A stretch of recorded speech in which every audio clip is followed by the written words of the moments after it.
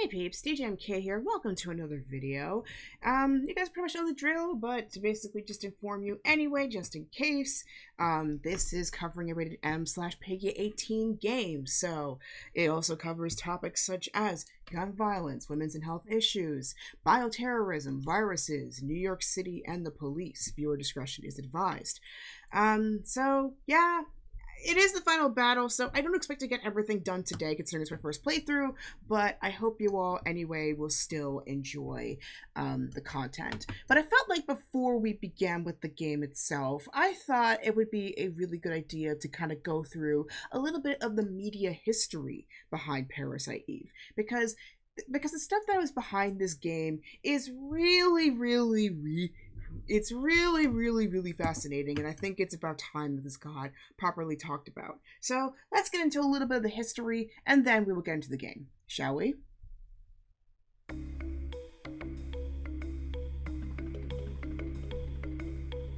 So, hello everybody. You know what? I may have to go back to my title screen in one sec.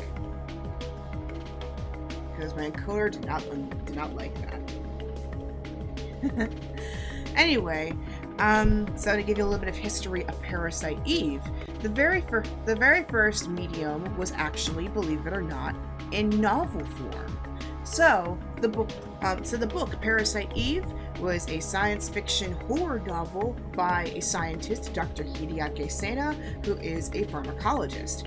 It was published by Kadokawa Shoten in 1995, and if Kadokawa sounds familiar, that is also the publisher of books such as Sekaiichi Hatsukoi and Junjo Romantica. And it's parodied as Madokawa. But anyway, it was put into print in 1995, and it was published in the US by Vertical Inc. in 2005. So pretty much a decade later.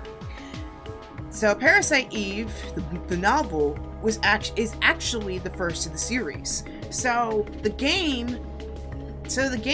games, Parasite Eve 2, and The Third Birthday, are basically the sequels of the story. Third Birthday is a really special exception to this, though, which I will explain later.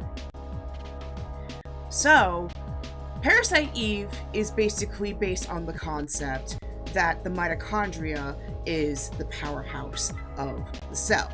So, and may have possibly been some sort of independent cellular life that has basically lived a parasitic or symbiotic life with the dominant cell up until the present condition, as organelles with no independent existence, aka the endosymbiotic theory.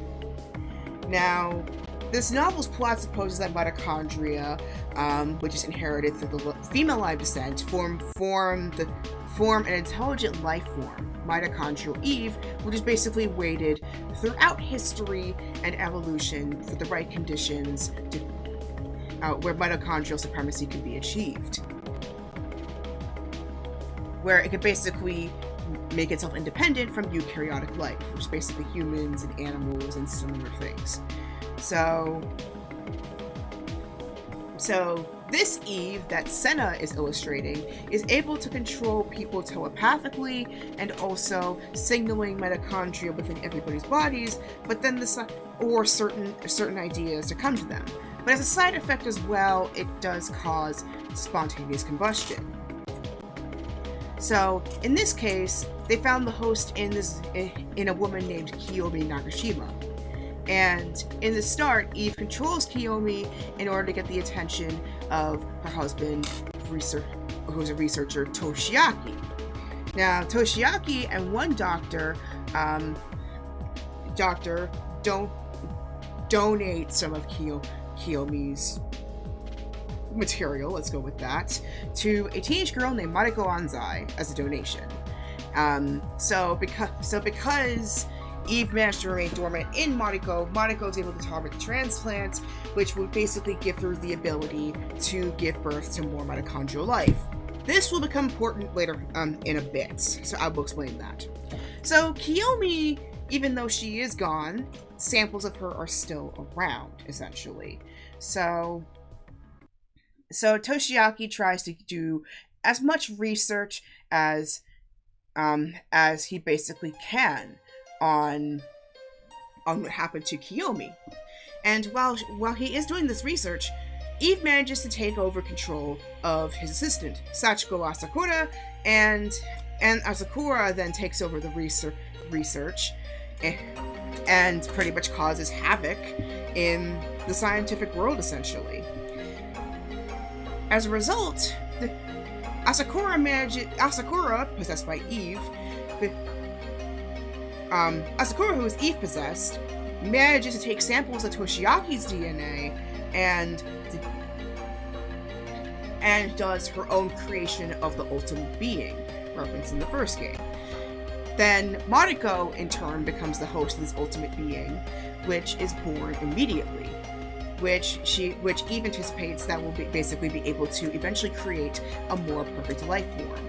However, because Toshiaki's mitochondria were still in the sample, as a result, an internal rebellion occurs, which as a result causes a cascade failure to the new kid, causing a massive spontaneous combustive event, which results in the end of the ultimate being and Toshiaki himself.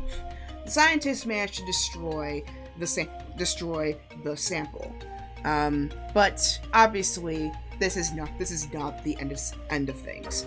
So as a result, reason why I say the thing I said with Mariko earlier is to be very important, it's because Mariko Anzai, plot twist, is Maya and Aya's biological mother. So yeah, she actually had a transplant by Eve. She had transplants already by Eve. So the person that would have been the ultimate being actually was Maya and Aya's older sister. But obviously she didn't make it. And the other Eve. That's why the Eve sister thing kind of happened. So basically from that point on, from the video game onwards, it's basically the sequel to the OG story from the novel. So Parasite Eve, the game, the first game, which is the sequel to Parasite Eve, the novel, came out in 1998. And this covers the story that we're playing right now, which is about Aya Brea's story. Aya, obviously being an NYPD rookie, discovers that she's the sole survivor of the Carnegie Hall spontaneous combustion, because Madison Pierce, an opera singer, manages to get a solo in one of the biggest opera roles that she has in her life. Little does she know that it would be her last. And as we go through the story, obviously we discover that this is not the first time that this has happened.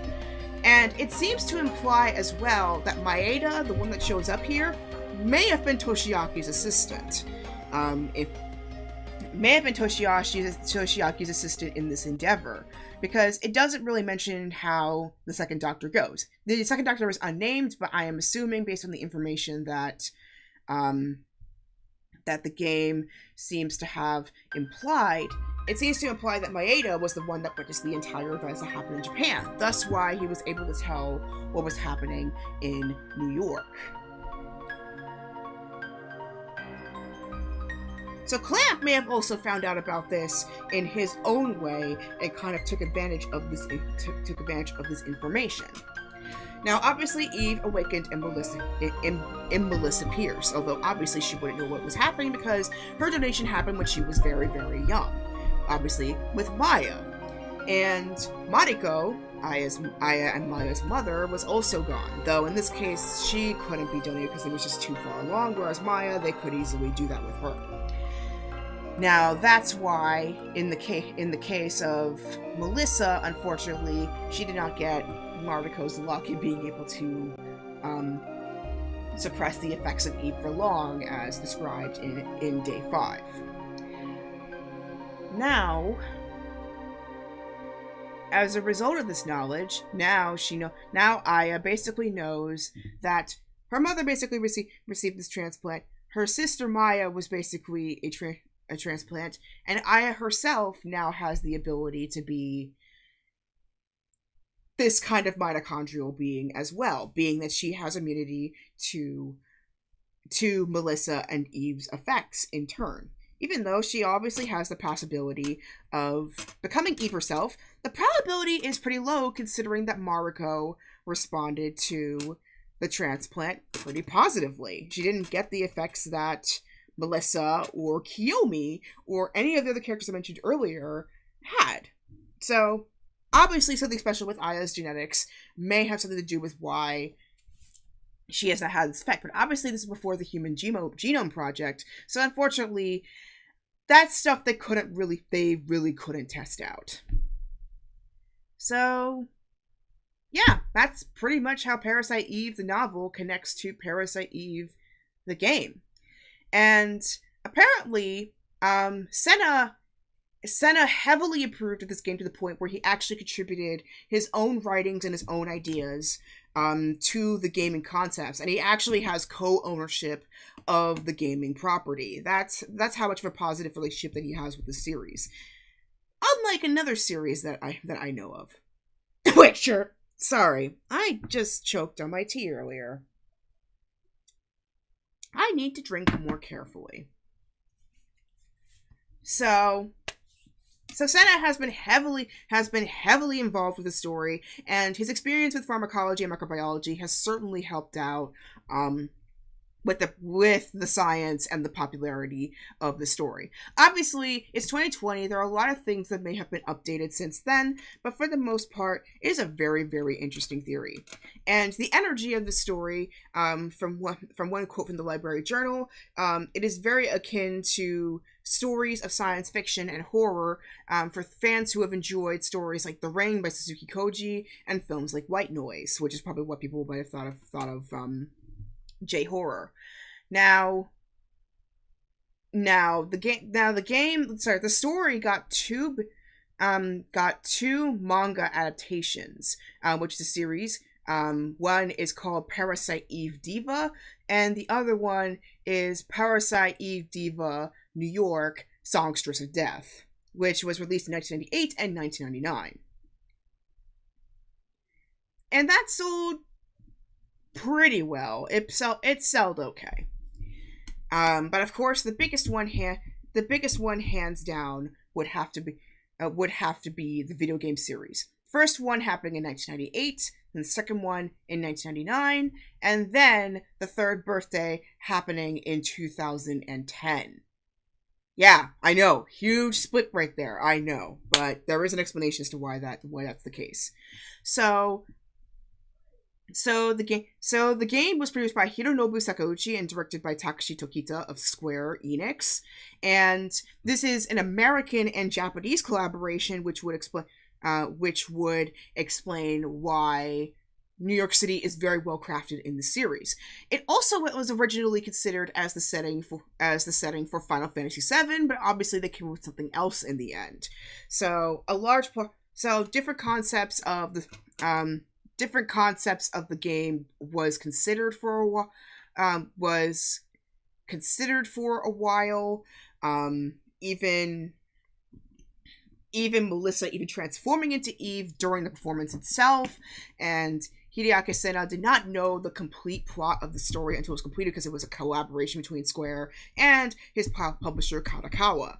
And Aya Brea, the character herself, was created by Hironobu Sakauchi, one of the game's producers, and designed by, you guessed it, Tetsuya Nomura, famous for his designs for Final Fantasy VII and, of course, the Kingdom Hearts series.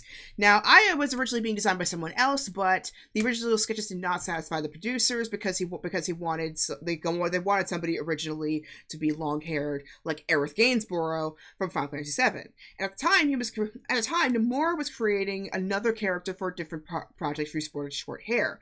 But then he got confused while designing them and accidentally combined the two designs, which, as a result, created Aya, which ended up being the design they finally went with. So, Parasite Eve the game released in Japan in 1998 in March, and it was released in North America half a year later. And it was a huge success and was released later under the Greatest Hits label. Then obviously Parasite Eve 2 came out in 1989, which I am going to play sometime in the future, which I am looking forward to. Which takes place in a different setting, this time in Arizona. So that's all I pretty much know about 2. I'm not going to spoil myself too much about the story because it is very, very fascinating.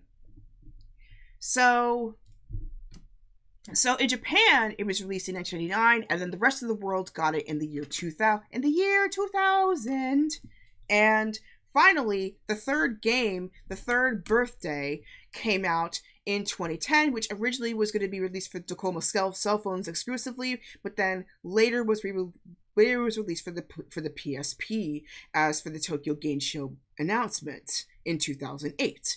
The nature of the game, however, is much more like a spin-off rather than a proper sequel. So the Parasite Eve: The Third Birthday is more of a sequel in name only because it talks very little to almost nothing of the endosymbiotic theory. And of course, it has been one of the most heavily debated sequels to this day, because in particular about the context of fan service, and in particular Aya Brea's very ambiguous fate in The Third Birthday. And for some people, they thought like her personality was just a bit too OOC. Although a lot of things can change with the within 12 years of an original release. So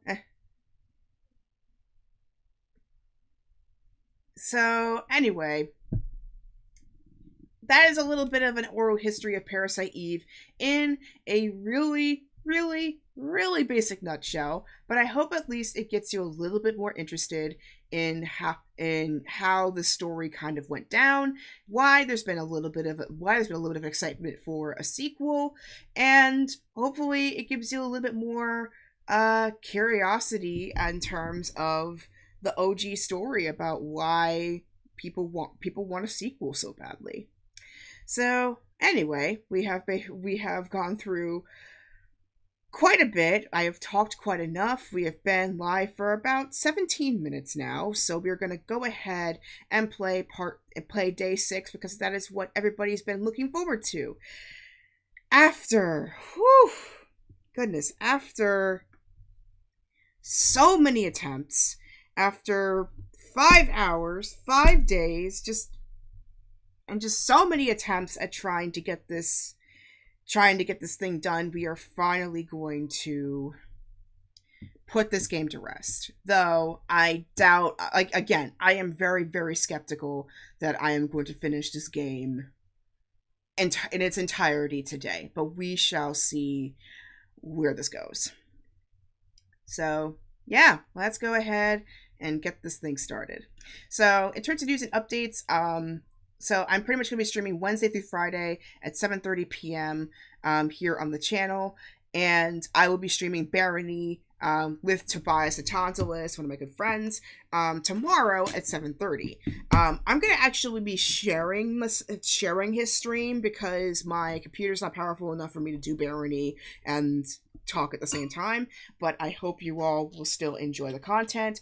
And my school and my work officially start on the 31st. So my second job starts on the 31st. So I am going to be much busier, so don't be surprised if my streaming schedule gets a bit spotty or almost absent, but I hope you still enjoy everything that I have to deliver.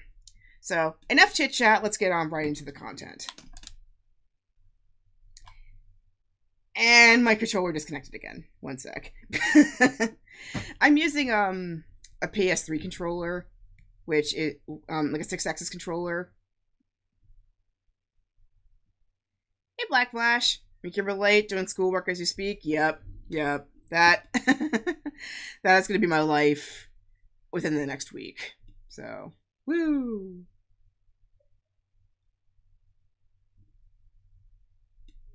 That is going to be my life. So, my computer is not liking me right now. Give me one sec. I don't want OBS to shut down in the middle of my stream. Because it has done that before, and let me tell you, it's not fun.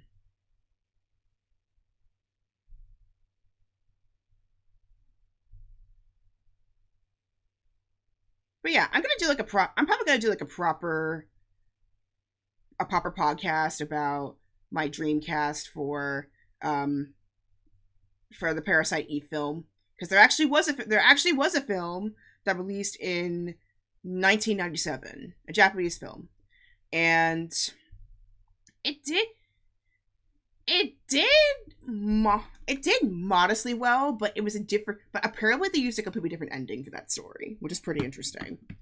I might check it out, and I might do a review on it too. So, because I'm just curious, like, to see how that turned out. Oh, introductory stuff too. Okay, I'll keep that in mind. But yeah, so there was actually a movie. So, am I connected to the internet with the Ethernet cable or my wireless? I am wireless with a 5G connection. So my connection is not the problem. It's more so like the capacity of my computer. In this case, I mean, it can take 5G, but it's just, my memory is super, like, my capacity is just super low on this thing. This computer is actually lower, like, space-wise, is lower than my previous laptop, which is kind of hilarious. But anyway, yeah, so in terms of Dreamcast for the Parasite Eve film, which would be very easy to do because it is an American story, so you don't have to worry about it as much. I would choose, I mean, ScarJo would be the ideal actress, but considering her reputation with A Wired Always Better. Okay, good to know. But considering her reputation with Ghost in the Shell, the probability is pretty low that she would be cast. So I would think instead, if they had to cast Aya, I would, like, again, I think I personally would lean towards Emily Blunt because of her experience with Edge of Tomorrow, and it was really good. If I had to go with somebody a bit younger, though, if I want to go more age exact, it would be Brie Larson. Brie Larson. Obviously, we're emphasizing more the French than the Japanese ancestry, but I think it would still be a really, really interesting attempt there. In terms of Maeda is a pretty easy cast, actually. I've decided that the lead actor for that would be the lead actor from the Japanese film Departures. It's a really good movie. If you have not seen it, I highly recommend it. It stars Masahiro Motoki. Masahiro Motoki is a really, really good actor. He knows how to do nuance really well. So I think he would certainly be perfect for Maeda. They could totally do like a subtitle kind of thing where they don't have to translate. They kind of do like what Snowpiercer. There we go. Snowpiercer. Kind of do what Snowpiercer did, where they let the people speak in their native languages, and just translate it in subtitles, and then they just talk. So that way, it reduces the work of forcing somebody to switch languages. That goes something that they're comfortable with. And maybe we can also throw in Ken Watanabe in there too. Maybe as a little addition. Thanks. I actually did study Japanese for a little bit. I am studying it right now too. So yeah, that's kind of why I know the pronunciation. So Watanabe, so Ken Watanabe would be another person I would put into this, probably as one of the police officers in the street. And in terms of Daniel, I was thinking either Martin Lawrence or Samuel L. Jackson. Though I also could easily imagine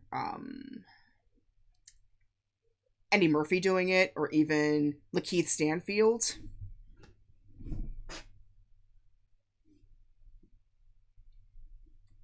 even though like Easton feels more on the younger end. But he could totally pull it off. What am I using to study? I'm using the Genki textbooks, Genki 1 and Genki 2. It is like they recently actually updated it for 2020, so this is actually a pretty good time to get the textbook. So good thing we're talking about that. Danny Glover. Oh my god, yes, Danny Glover is perfect. That is a good pick. Yeah, Glover is a good pick. I agree with that one, because especially with the Lethal Weapon series, he would totally be perfect for the film. I also can imagine Billy D. Williams. Like there's so many for Daniel that would work. Melissa. For Melissa, that one's a little tricky because I don't know opera divas too well, so unfortunately I can't really say. Genki Books online on hard copy. There is actually an online version of it on the Wayback Machine, or the archive, one of the archive websites. But it is available in hard copy. I recommend getting the hard copy so that you can take notes in between the margins. Because you were going to take a lot of them, trust me, especially if you're just starting out. And then, so for Melissa, I'm going to have to look up more opera singers, get the more current ones to see who would fit best. But honestly, I'm just biased towards Audra McDonald because her range, both in acting and her voice, is incredible. She would be perfect. Yeah, it's like the internet archive in particular. That's where you can find it. Where you can find the Genki textbook. But yeah, I'm leaning towards Audra McDonald to play Melissa because she would be so perfect for it, both voice-wise and presence-wise. She has an amazing presence. Again, I recommend, if you've not seen the show already, I recommend watching her in The Good Fight. She just oozes authority. And she can do vulnerability well as well, if you watch Porgy and Bess. So, if they wanted to give a little more diversity to the roles, I would lean towards Audra McDonald. In terms of the Chief, Kiefer Sutherland, because of 24 and Designated Survivor. I can also imagine Michael Shannon playing the Commissioner too.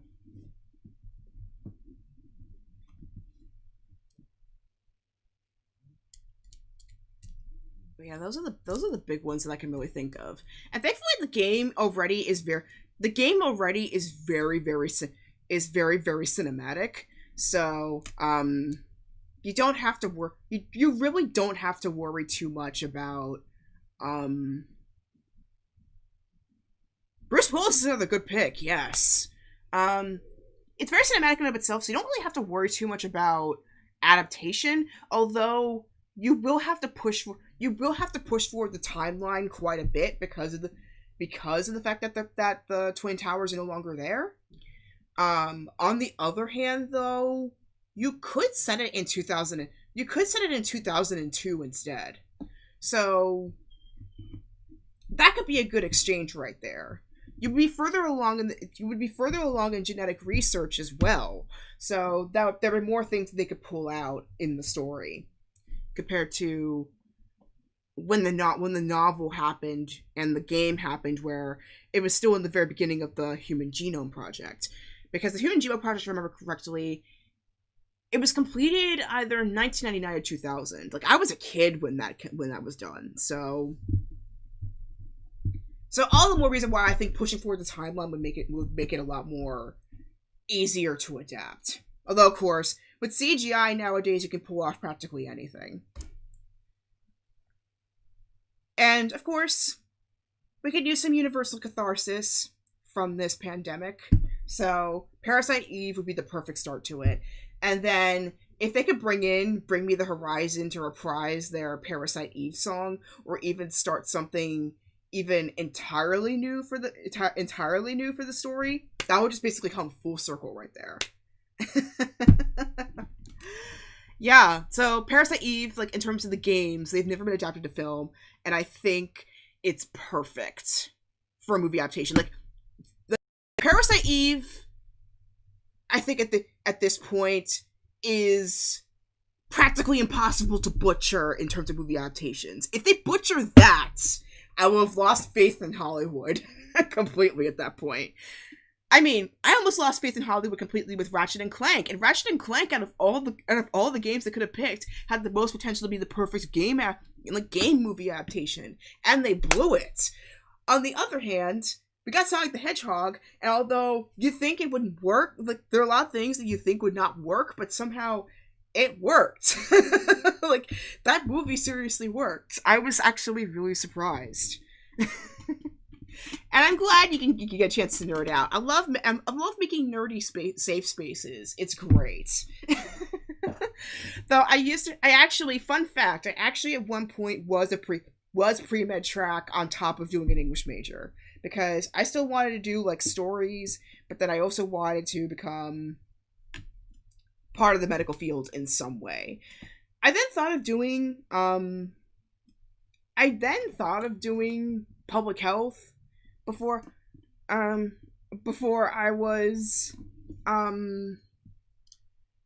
doing public health before I was done, but by then I was kind of too far along in my undergrad to really think about it.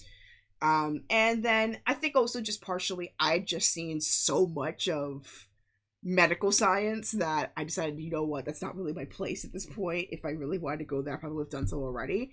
But spirituality has always been my thing, so that's where I picked theology for my grad school instead. Yep.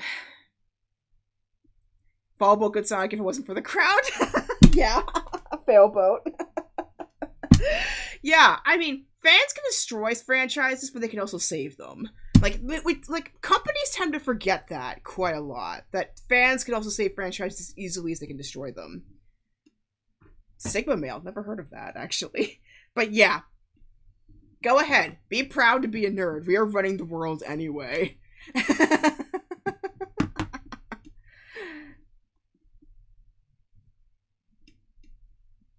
I mean, look at the MCU. Like, look at how much money the MCU produced. And come on, Stan Lee. Like, he was basically like the king of the nerds, essentially.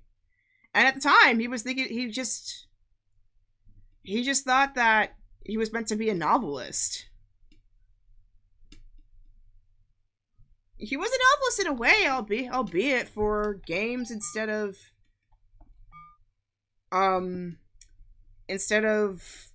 well, books, you know? He is the GOAT. I agree. He is. I mean, don't get me wrong. There are still some things that I totally disagree with when it comes to Stan Lee, but wait, something went wrong.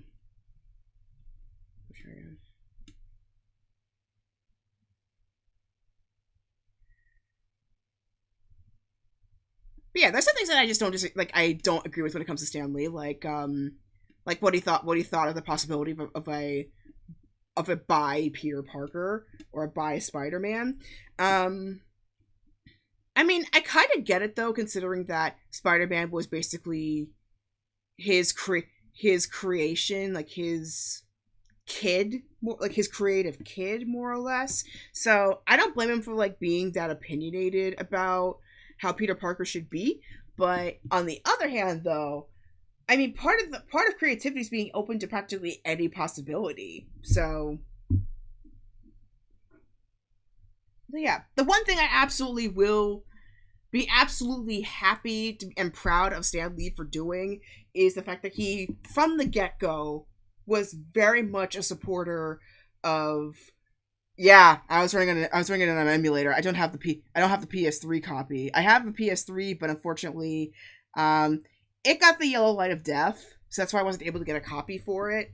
I have plans to ship it to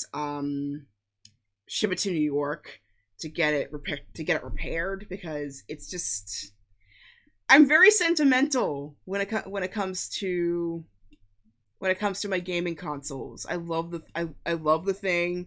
It has been through my high school years, my college years. I can't abandon it. I really can't, because I love the thing too dang much.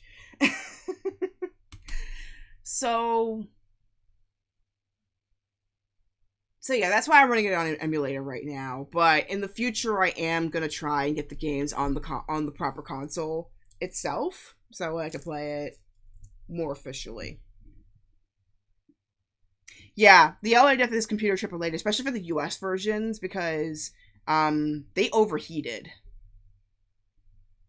Yeah, because back then they overheated. They just the paste, the thermal paste that they used was non-lead based, which was to be more eco-friendly. But then, as a result of trying to be more eco-friendly, they kind of failed to realize that the non-leaded thermal paste was more vulnerable to degrading more easily. Like, there was a reason why a lot of those thermal pastes originally were lead based. So as a result, especially with the early versions of the PS3, that had more chips, and the body not being very good at venting out all of the hot air, it basically detached and cracked the thermal paste, and thus took out the contacts for the chips, which resulted in the yellow light of death for a lot of them. And the repairs are pretty much not worth it. It was basically a 50-50 shot at basically retrieving. Yeah. Also the heat sink was not as effective as it could have been as a result of the change in the paste.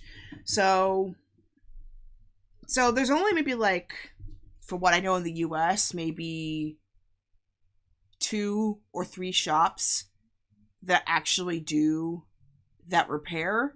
Otherwise, you pretty much have to do it DIY. And at most, you could probably maybe get maybe like 2 or 3 months out of the console before it yaks out for good. I mean, you can do a DIY, but again, it's a 50-50 shot. And unfortunately, it's very hard to back up the data for a PS3 unless you have a PS Plus account, which most of us don't. Let's be honest here. I mean, I have a PSN account, but I don't have a PS Plus account because I'm cheap.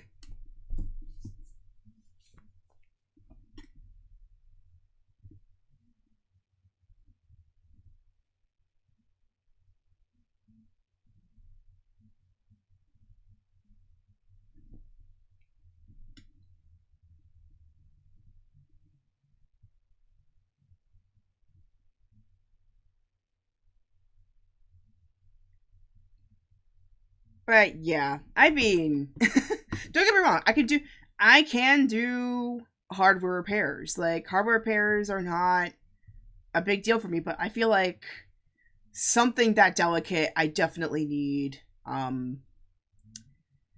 I definitely need I definitely need like a pro to do it. That's for sure. Yeah, for a lot of people, without gaming tech career, like, they wouldn't have tech careers. Like, two of my friends and former coworkers, they got into computer science because of gaming.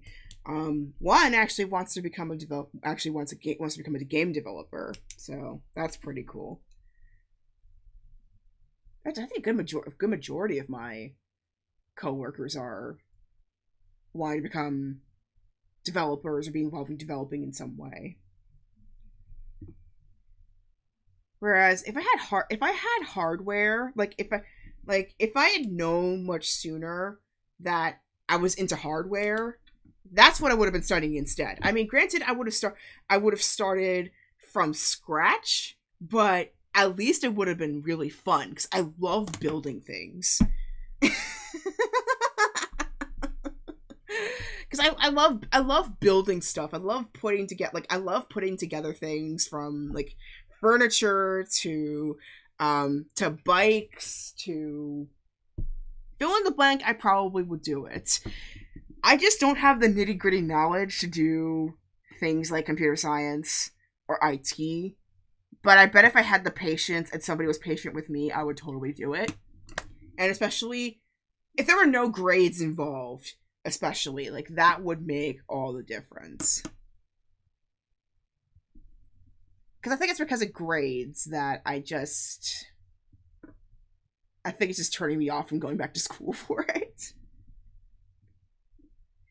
Even though for a good number of computer science, you don't necessarily have to do comp sci or any types of schooling unless you're going really, really high up, or you want to prove that, like, hey, I'm the real deal. Kind of like me in theology.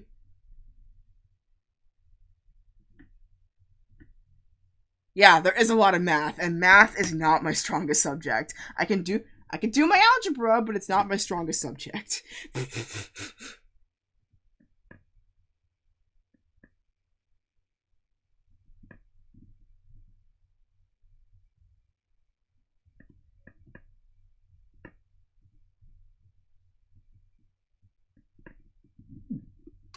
And my computer is completely frozen. Oof. It is not liking me right now. So, yeah, this day is not. This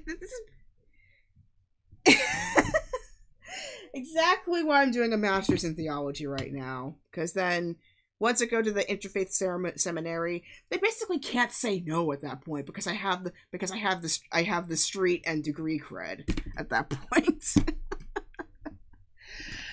So yeah, my computer is becoming really, really stubborn right now. It's not liking me right now, so I'm gonna have to do maybe a hard reset because it's just not.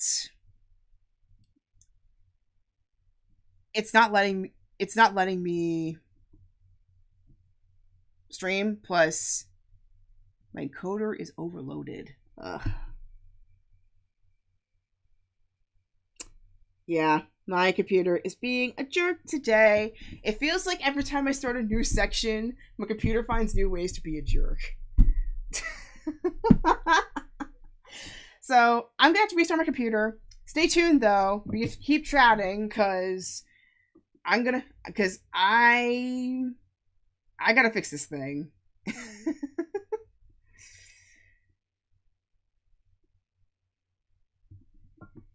So, I'll be right back. I will figure out how this thing will keep functioning, but yeah.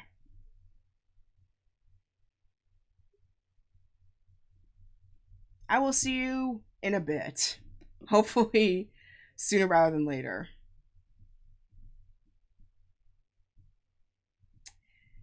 I'm saving up for a gaming PC, Black Flash.